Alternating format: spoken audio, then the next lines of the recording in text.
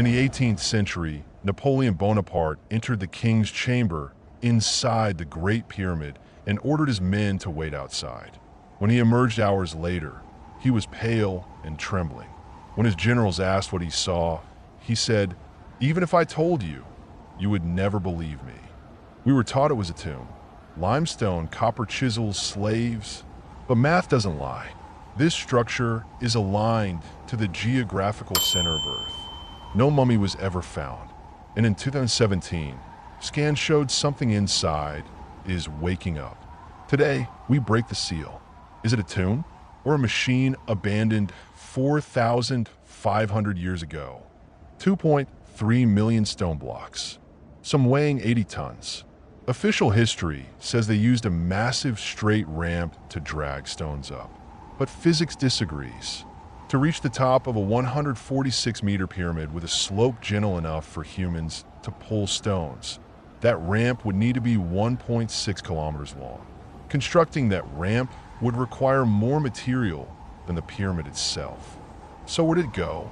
Architect Jean-Pierre Houdin proposed a radical theory. They built it from the inside out. Microgravimetry scans revealed a ghost shape spiraling inside the pyramid walls. A hidden internal tunnel system, still there, waiting to be opened.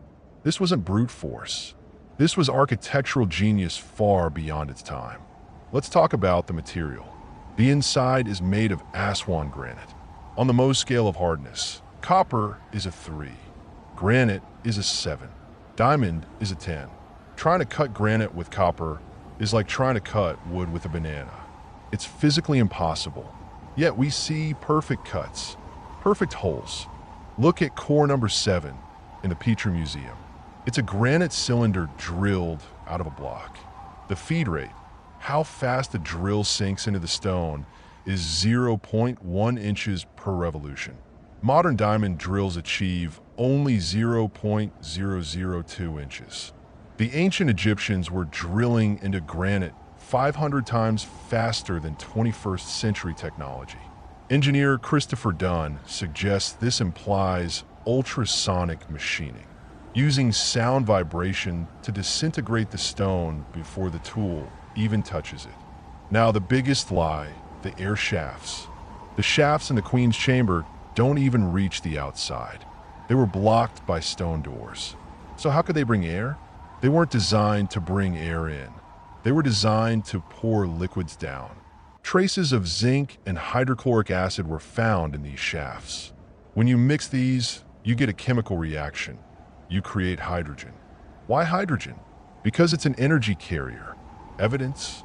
The walls of the Queen's chamber were covered in inches of salt. Not just any salt, but a chemical byproduct of this reaction. And finally, the acoustics. The King's chamber resonates at exactly 438 Hz. The note F sharp. This frequency is known to alter human brainwaves. Was the pyramid a machine to generate power for the land? Or was it a machine to alter the consciousness of the initiate lying in that granite box?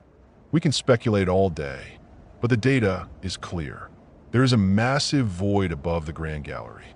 Sealed, untouched. Maybe it holds the missing machine parts. Maybe it holds the Hall of Records.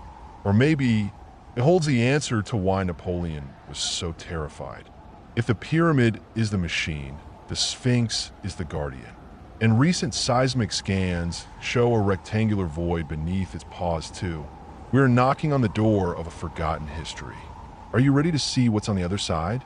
Subscribe, because next time we go into the Sphinx,